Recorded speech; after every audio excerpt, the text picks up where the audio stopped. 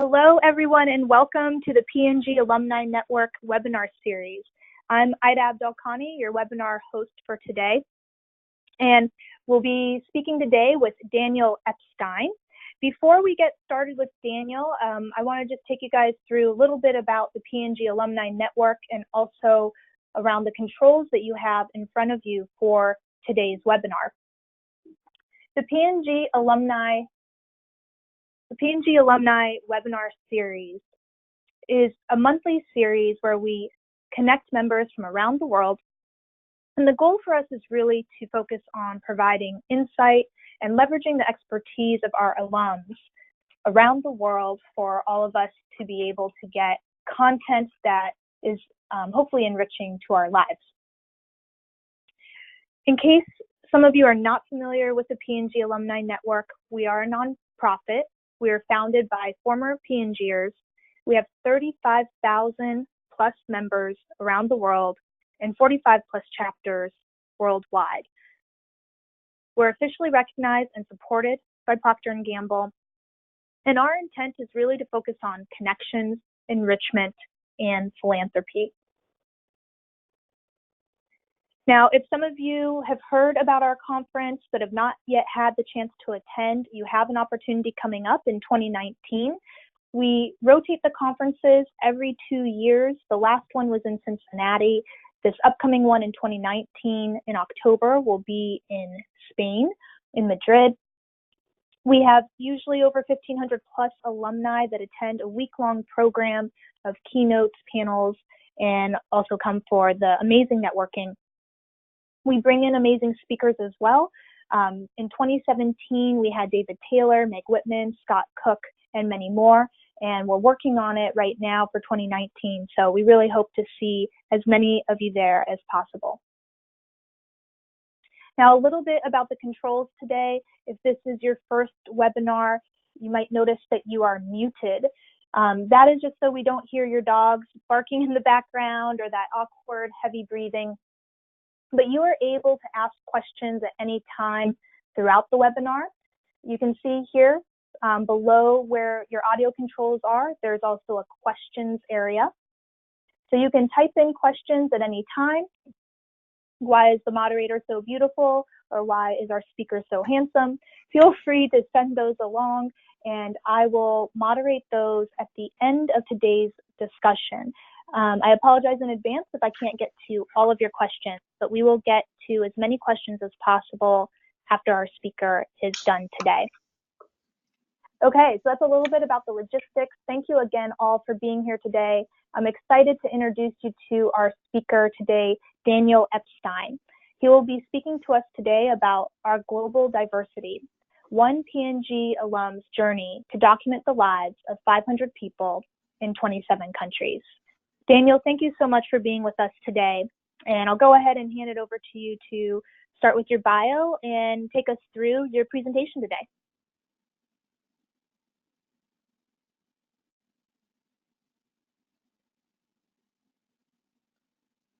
Okay, can you hear me yet?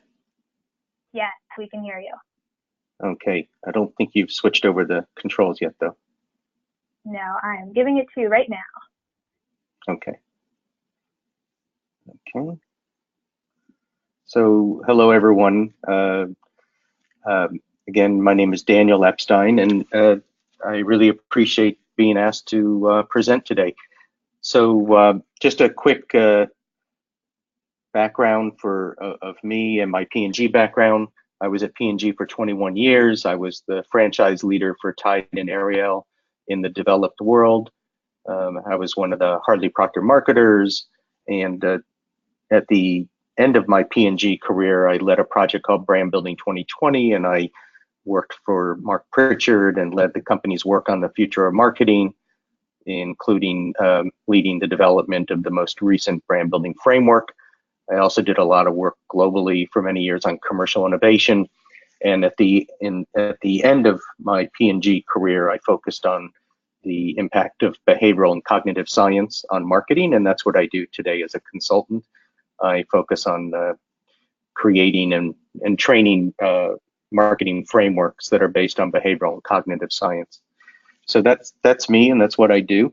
But I want to speak to you about something that is not directly related to my marketing work, but is related to a calling that I felt and feel in a passion project called Portraits in Faith.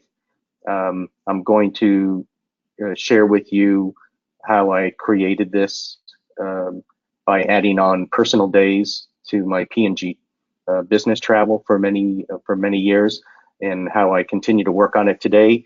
And my point in sharing it is just to give an example of what I think we're all capable of. The topic that interested me was spirituality, but each person's passion area could be something different, and it's all part of exploring the global diversity. So I've been working on this project for 14 years, and I've interviewed 550 people in 27 countries about the role of their spiritual lives and about how they have evolved over time. I ask people questions about their spiritual journeys, and I like to think of this as listening to the other. Someone gave me a book once written by the guy who started the StoryCorps project, which many people in the US will be familiar with from NPR. And the name of his book was Listening is an Act of Love. And I used to think that my project was about telling someone about your journey. And then I realized it was actually listening to the journey of someone you perceive to be the other. And we're going to talk more about this idea of the other and what it means to receive the story of someone you perceive to be the other. Now, in the case of my project, because I'm interested in spirituality, I asked people 7 questions. And those questions are: what is your earliest memory of faith? What was the first time in your life you had to or chose to rely upon God as you understand God? And I'll tell you more in a minute that some of my favorite interviews are with atheists. Tell me about a time you doubted your faith. What are you most grateful for? What's your greatest wish? Do you have a message? And I do ask one more question, which is, what would you like people to know about you when they see your portrait? Now, for each person I interview, I have an hour-long video interview. I started that after about the 125th person. Before that, it was just a photography project. But everyone, all 550 people, I've made a black and white portrait. And we're going to, they're not portraits that are meant to be religious. A few of them are, especially if somebody is clergy, but most of them are meant, what I say is I want to evoke the true spirit of each person.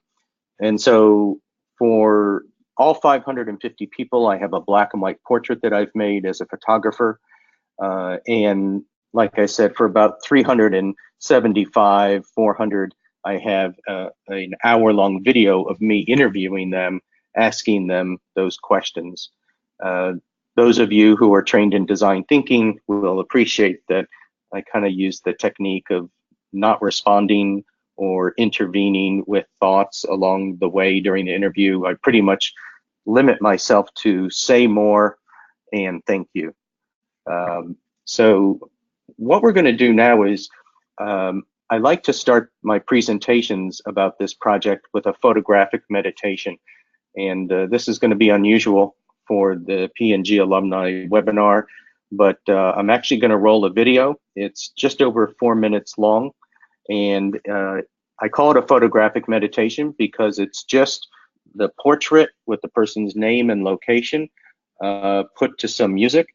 And so I'm going to roll that now, and I would just ask you to sit back and receive this offering, this photographic meditation, and to experience just a sliver of the humanity I've been able to experience around the world. So let me roll the video, and we'll be back in 4 minutes. And just a quick note to attendees, this is Ida. In terms of logistics for this, when you're listening to the video, in case you've called in on your phone, your computer audio needs to be on to be able to hear the video. So you might need to just toggle to computer audio or just make sure your volume's on to be able to hear this.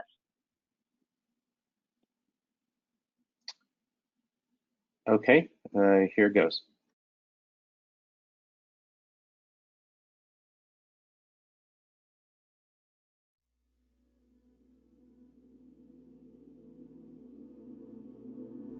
I am a pilgrim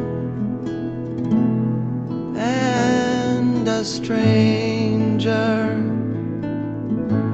traveling through this wearisome land. I have a home in that yonder city, good Lord, and it's not made by hand. I've got a mother, a sister, and a brother who all have gone this way before. I am determined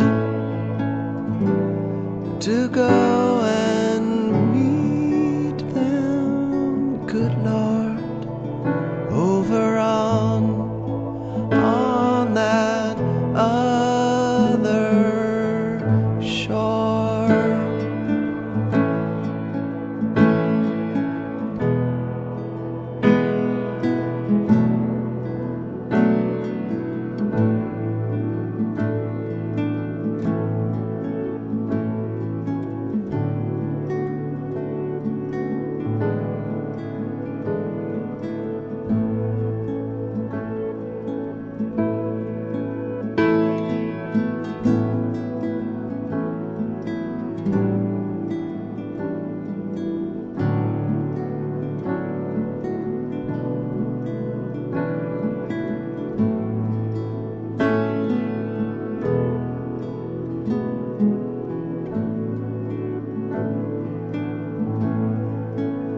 I'm going down to the river of Jordan, just to bathe my weary soul. If I could just touch hem of his garment, good Lord, then I know he would make me whole. I am a pilgrim and a stranger, traveling through this wearisome land. And I've got a home in that yonder city, good Lord, but it's not made by hand.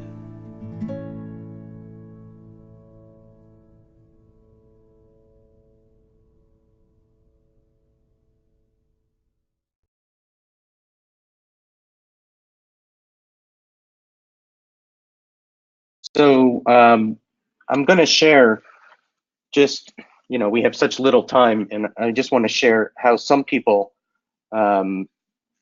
have responded to some of the questions that I ask.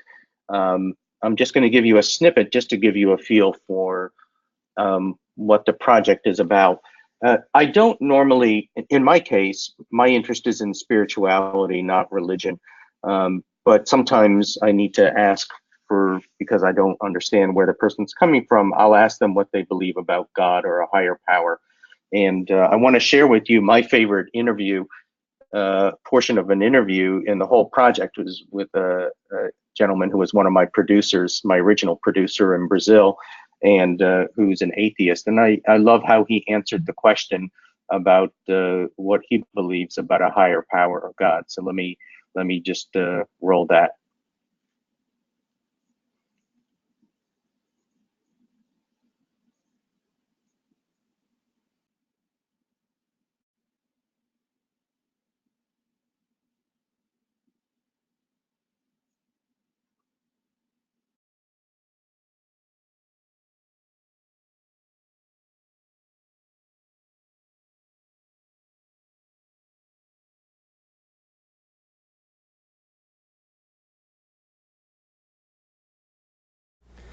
Well, I'm Tom Boechat. I live in Vitória, Brazil.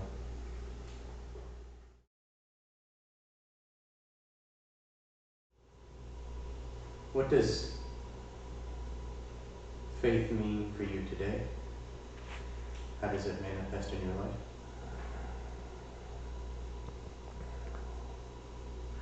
Well, I don't pray. I don't feel the need to pray.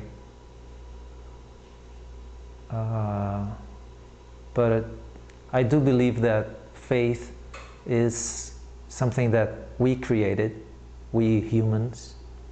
I don't think a dog prays. I don't think a plant prays. I think it's something that we developed, that something that we found the need for it, and instead of God creating us, I think we created God. And that's okay. I don't have a problem with that, because I think it's just the concept. And for me, faith is not believing that this is the most important thing. That having things is the most important thing. And I don't mean to, I don't want to make a vote for poverty. It's not that. I want to have things. I just don't want things to have me. And I rather create stuff. I rather create friendships. So for me, faith is in the relationship, not going to a church. I mean, if you want to go to church, go ahead. I mean, you have the right to go. I'm not saying don't go to church. I'm just saying don't invite me. Go by yourself.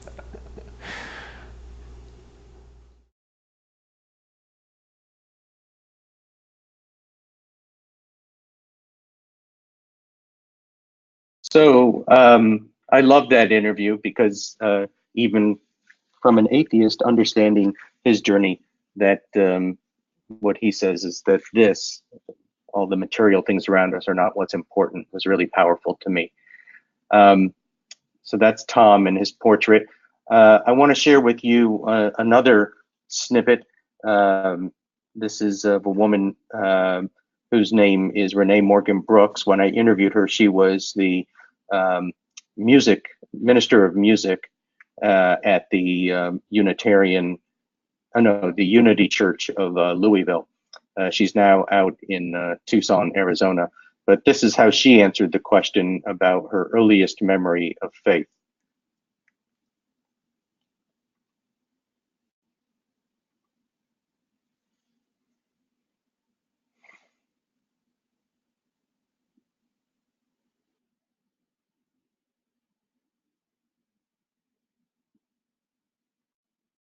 I started off as a Baptist, and then my mother decided that she was going to looking at Jehovah's Witness. And that never took for me, because by that time I think I was in 16, and my grandmother lived with us, and so my grandmother was a Baptist born and bred, and she was going to be a Baptist when she's dead, kind of thing. So at age 16, and there's no father in the house, then that means, because my father had died when I was 5, that means I now have the responsibility of driving my grandmother to the Baptist church, coming back and getting my mother, and do the chauffeur, the religious chauffeur run. However, Sunday mornings were all about fixing hair and fixing waffles and getting everybody situated and ready to go to church, and singing. My grandmother and my mother both sang in the choir. So while I'm preparing to take them their separate ways, there are always gospel songs that are being sung, songs of faith. My mother was a breadwinner, my grandmother was the homemaker. And when it was hard for my mother, she would sing, and it's that kind of song that I could just imagine Harriet Tubman singing. Eh, oh, I couldn't hear nobody pray. Couldn't hear nobody pray, Lord, way down yonder by myself, and I couldn't hear nobody pray. But when it became fulfilled, she'd sing things like, said I wasn't gonna tell nobody, but I couldn't keep it to myself. No, I couldn't keep it to myself. No, I couldn't keep it to myself. I said I wasn't gonna tell nobody, but I keep it to myself what the Lord has done for me. And then she just squeezed herself like this and said, thank you, Lord. Oh, yeah, that's what I was raised with. So there was no chance not to be connected with this flow of spirit.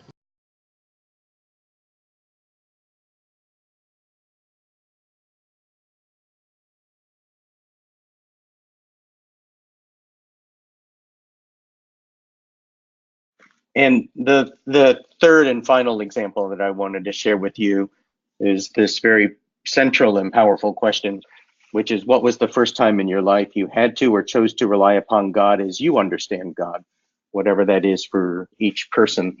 And this is actually an interview with a dear family friend, both of who have passed away now.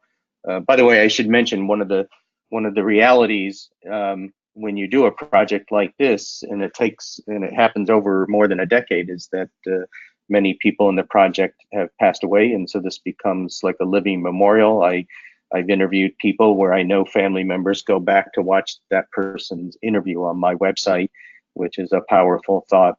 Anyway, I want to share with you this very short clip of a family friend.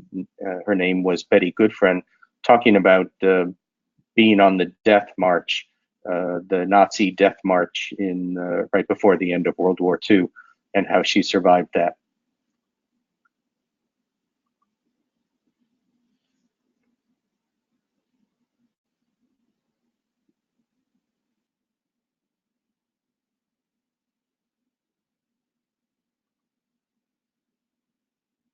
It was in January 1945, and for us it was the beginning of the Death March. The finger of God was pointing to me that if I broke away from the big group, I'm going to stay here. I am not going to run after, and whatever will be. Maybe in the morning we can go back to the village and find somebody who will take us in. 3 other girls stayed with me, and all 3 of us survived.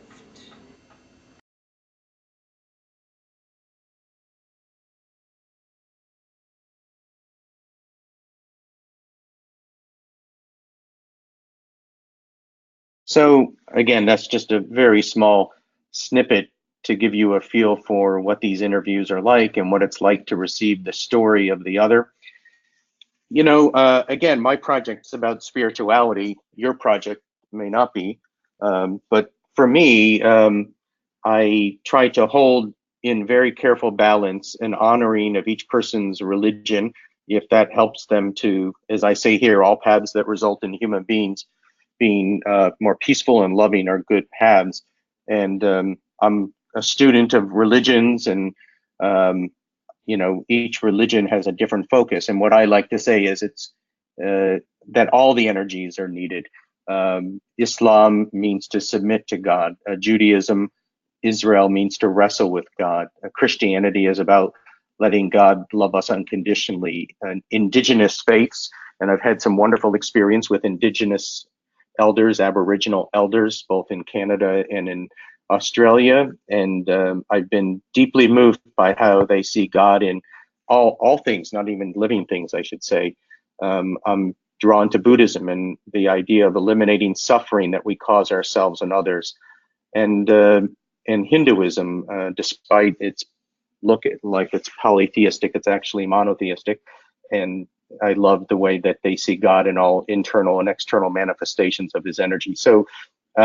My point is not a theology lesson. My point is that in my journey, this project is that all the energies are needed, and that respecting all religions is not respecting their theology or dogma. It's about seeing the other and saying there's a human being there trying to connect with the divine. And so my proposal when I tell people about this project is that maybe you've got a similar project, and it doesn't have to be about spirituality. Recently, I was approached by people in the city of Pittsburgh about that great, awful massacre that happened there at a synagogue, and this idea of what if we could get people to reach out to each other, people they perceive to be the other, and just receive their story. And it can be questions different than the ones I ask. It could be, tell me about yourself. How would your best friends describe you? What are your earliest memories? Tell me about the first time in your life you had to rely upon others to help you. Tell me about a time you helped others that made you feel good about yourself. Tell me, what is the joy, the danger, the beauty in our community? What are you most grateful for? So my point is that I just believe that it can be very powerful when we reach out to others and receive their story, whatever that story is for them. And that's why I believe that we need to challenge the idea of the other. Now, some of you may be, being good P&Gers, wonder exactly how to do this, and I'm happy to talk to anyone that would have an interest in doing this kind of project on whatever topic they desire in their community, church, synagogue, mosque, but it could also be any organization. And I think it's really about inviting people to a deep listening experience. I just give some instructions here. I can make this available. It'd be nice. You can start with saying hello to 3 people you know, hello to people you don't know. Go find the person in the room you feel most similar to. Go find the person in the room you feel most different from. Sit down across from the person you feel most different from. And then just go through some of these questions. And as I said before, kind of a design thinking approach, you're only allowed to ask the question and then say more. And when the person is done with answering that question, just say thank you. And that can include sitting in silence until the facilitator says to switch. So this is just the basic process I recommend. And invite people to share thoughts and feelings after that came up. So I know many of you are involved in community organizations. This is something that you can easily do. And at the end of the day, I think this is really the conclusion I wanted to share with everyone, which is I don't think there is an other. I think this idea of listening to the other is a fallacy. When we sit and receive, create a sacred space to receive someone's story, whatever that story is, I think we are listening to each other. We're not listening to the other. If you're interested in the project, in my project, it's only published online. It's at portraitsandfaith.org. Through P&G, I was fortunate to be connected to Ken Burns, the documentary filmmaker, and he's been an advisor for many years. And one of the things he said to me is, have the courage to say this isn't a film. Everybody wants to make a PBS special. Not everything is meant to be that. And as I thought about it, I had 500 talking heads, as we call it, and no singular story arc. Nobody's been following me with a camera, thank God. So anyway, we decided just to publish it digitally. And so every few weeks we add one more person's portrait and video and story. I also write a little Daniel's reflection on the spiritual meaning of meeting each person. So for example, 2 months ago, we published a story of a First Nations Indigenous man from Canada who tragically was sexually abused in the residential schools. And he had been looking for the man who abused him his whole life.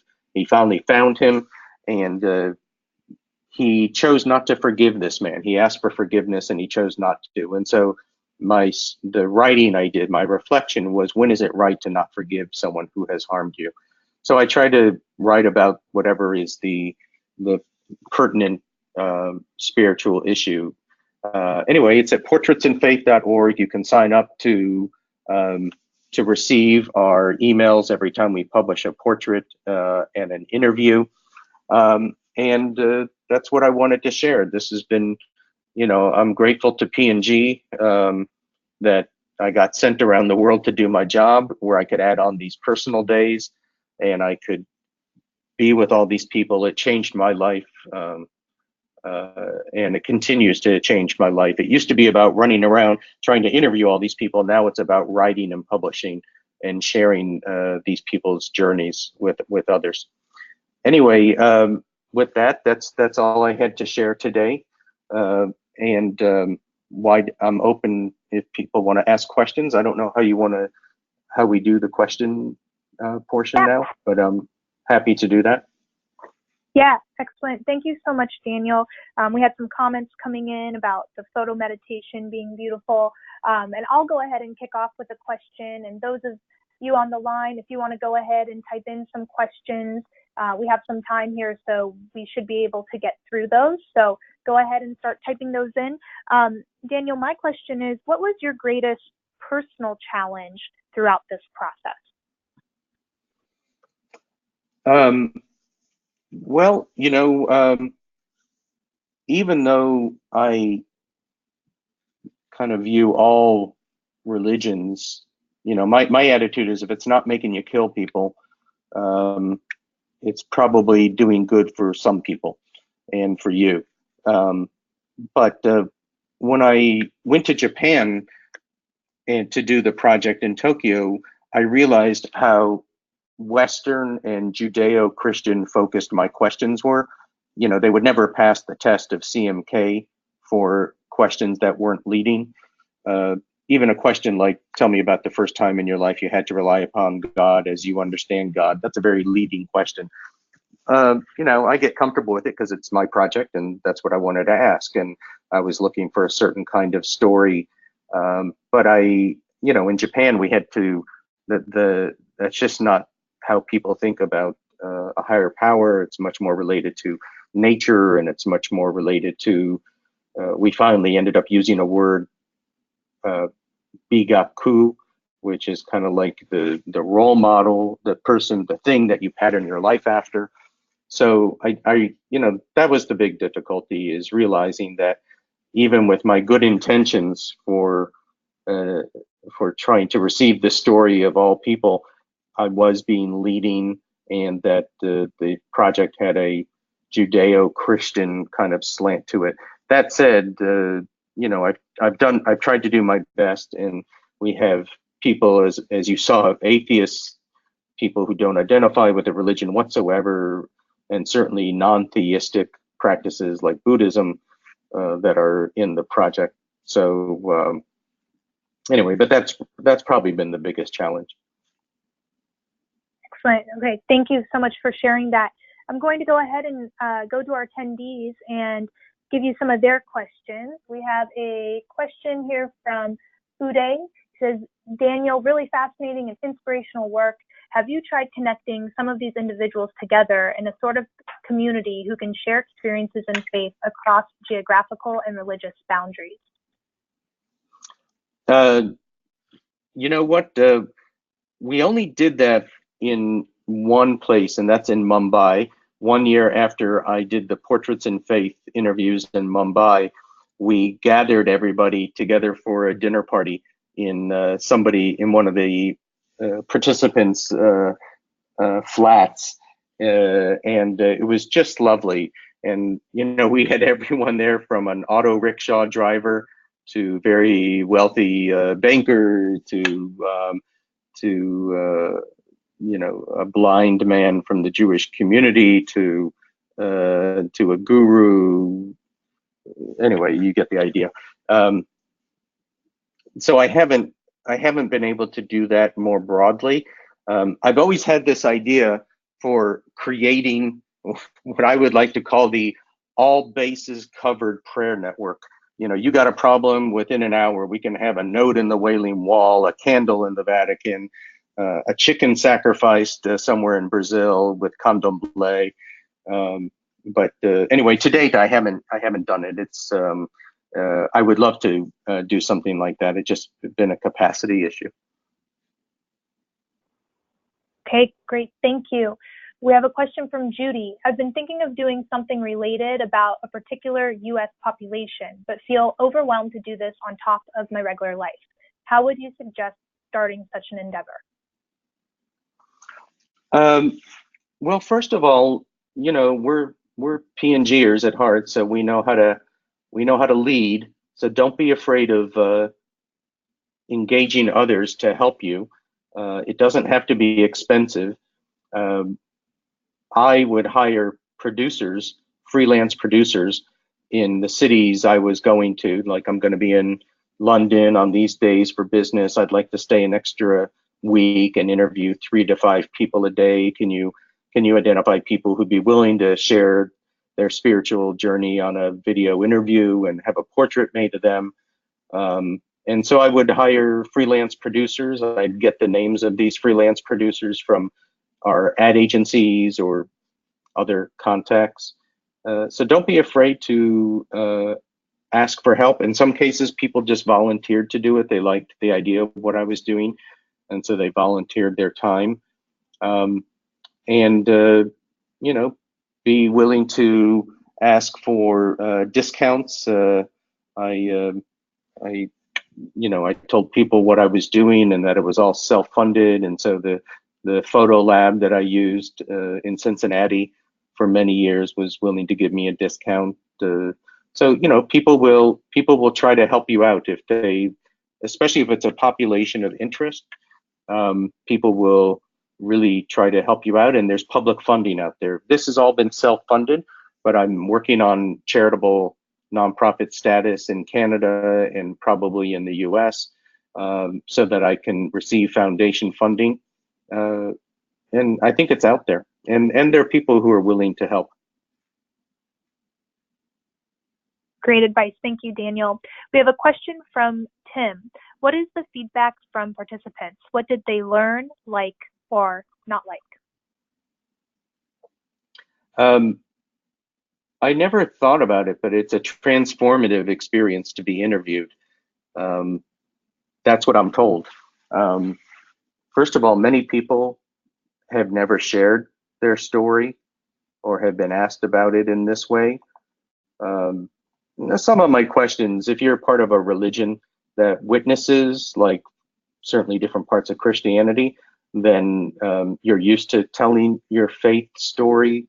Maybe not all of my questions exactly as they are, but some people are more used to this than others. I think that many people have never had their story received by another, and it's a really powerful experience to have your story received and not commented upon. I think that's probably a place where we as P&Gers are not that good. We're ready for a comment on everything, and I think sometimes the most powerful thing is just to receive somebody and say thank you. I have, some people ask me, have you been interviewed? Do you have your portrait? yes and yes, but it's not published yet. But I've had that experience. My experience of being interviewed was just the opposite, which is I had all this great stuff I was waiting to say, and when I was getting to the real crescendo moments, there was some disturbance, and I figured it was a sign from above, like, don't take yourself too seriously. Anyway, I do think I'm told that it's transformative and very powerful. Excellent, thank you. We have another question here. Do you see any similarities between the work you do now and the ethnographies you conducted to create this documentary? The work I do now in terms of my professional work, the marketing models based on cognitive and behavioral science. Is that what the person meant? Well, I'll answer it that way. Yeah. Go ahead, Christian. If you meant something else, please go ahead and message that to me. But Daniel, yeah, let's answer it based on that. Okay. You know what? I have to tell you, no. No, in the sense that I kind of in my professional job, I feel like I am just having fun as part of the commercial machine and part of the running of the economy, and I like helping businesses. I like having a good commercial challenge. I don't try to infer anything holy or sacred into marketing. If you want to talk brand purpose, I'm happy to give you a behavioral and cognitive science of understanding of brand purpose. I don't ascribe anything particularly sacred other than honest work and competitive commercial challenge to my work. Where I do feel like this affects me quite a bit is in how I relate to the people I work with. I view every relationship. I try. I don't succeed, but I try to have a sacred relationship with every person that I work with. I'm here in Singapore where I'm doing this, and I'm here with clients, and they're people who I care about deeply, and I view all relationships ideally as sacred. There's a great philosopher, Martin Buber, who talked about I-thou relationships and I-it relationships. And I-it relationships are the relationships we have to objects and transactional relationships. But I-thou relationships are the ultimate I-thou relationship is the one we have with whatever we consider to be the divine presence. And all important relationships in our life are a reflection of that. Is this philosophy. And so that's how this project affects my professional work, is how I connect with and relate to and hold sacred business and personal relationships. But in terms of the work itself, I just consider that I'm I try to be an honest contributor to the commercial landscape. Okay, thank you, Daniel. And we had a question, if you could please repeat the author of the I-thou relationships. Martin Buber, B-U-B-E-R. He lived in the early part of the 20th century till about the 1950s. And his famous theory is called I-thou, I-it. Excellent, thank you. We have another question from an alum. Has your faith or thoughts on spirituality shifted over time, and how?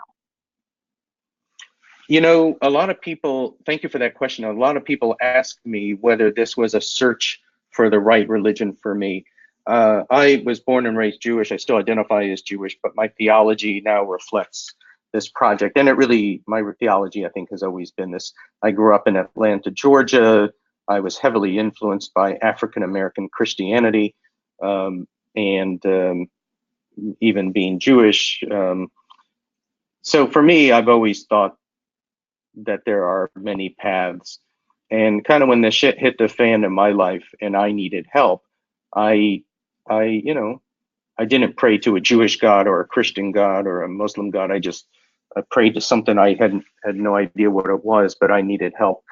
And and so for me, this project is just, it wasn't a search, it was a reminder.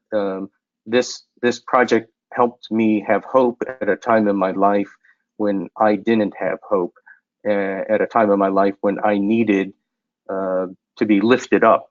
And so, quite frankly, I drafted off of other people's faith until I could develop a faith of my own.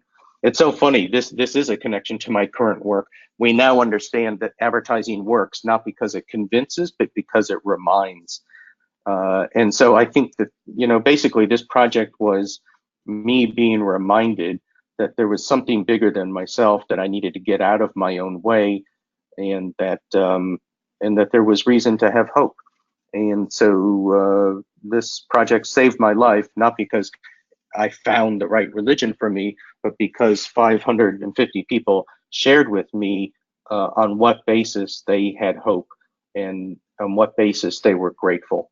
I do say that the number one learning for me from this project was gratitude.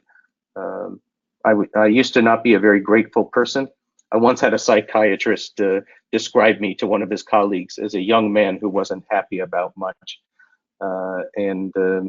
I'm grateful to say today that I'm a grateful person, and I try to have gratitude in all circumstances.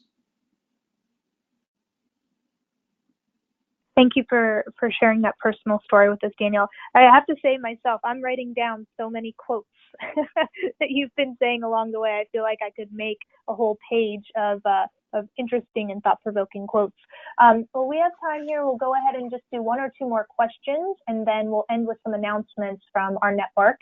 How have these interactions, Daniel, impacted your experience of God?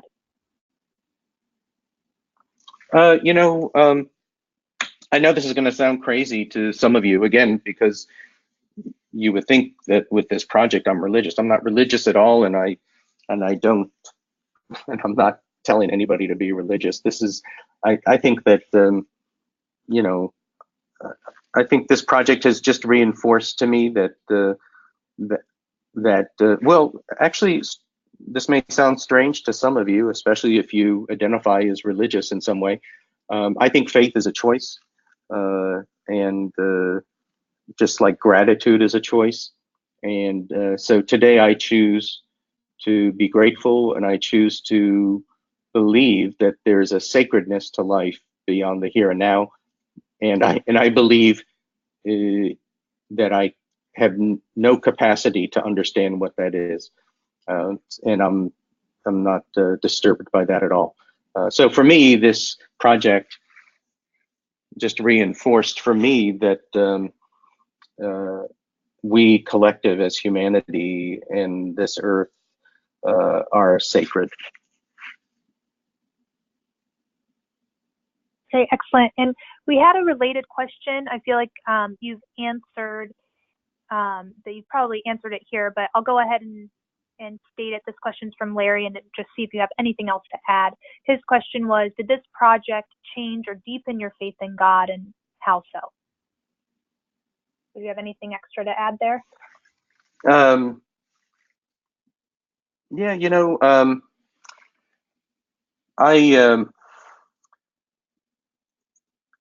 I think what it's reminded me is that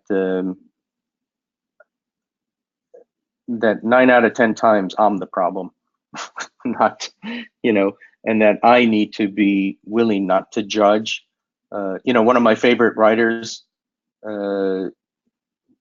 is Thomas Merton, the Catholic, the Trappist monk, who passed away decades ago. And he said, our job is to love others without first assessing whether or not they're worthy.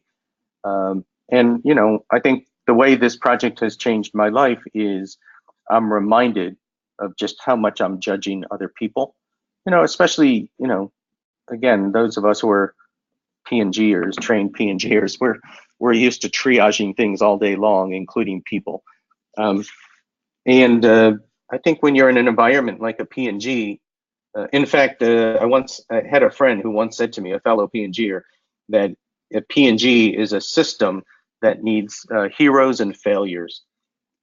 And, you know, as a marketing director and organizational leader, I was used to assessing people all day long and going to meetings and sizing people up immediately, whether they were in or whether they were out. And, you know, I think I try to catch myself more often than not, since working on this project, that, you know, that there are no mistakes in this universe.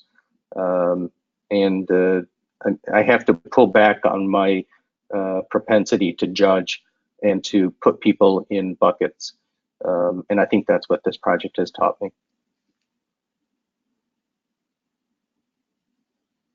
Excellent. Well, again, thank you, Daniel, for sharing your time with us and for going through all of those questions with us. I'd like to end today with just a few announcements from the P&G Alumni Network. So for those of you that are new to the network, you can sign up for updates at pngalums.com. We also have the P&G Alumni Network Foundation. You can find out more about the foundation and the philanthropy work that the foundation does also at pngalums.com/foundation. If any of you are interested in being a sponsor, or if your company might want to work with our network as a sponsor, we have a survey that you can fill out with your information at pngalums.com/sponsor. And finally, if you are interested in volunteering with us, getting information about how to start or join a chapter, or for just any other questions or to say hello, you can email us at hello@pngalums.com. And this series is a monthly series. It is the second Tuesday of every month at 9 a.m. Eastern. Next month, we have the amazing Andrew Tarbin with us. For those of you that have been along on the journey of our webinars, he used to be our webinar host, and he is an extremely, I would say, effective, humorous, and impactful speaker, and he will be speaking to us on January 8th about what he calls the effectiveness equation. So I hope that you can join us for that. We'll be sending out an email with the registration link for that in the coming weeks. And with that, I just want to thank all of you for joining. This webinar has been recorded and will be available on our P&G Alumni Network YouTube channel. So feel free if you want to review this again, or you would like to share this with other individuals, you can share it through YouTube, and that link will be available in the next day or two. Thank you everyone for joining, and I hope you have a great rest of your day wherever you may be in the world. Take care.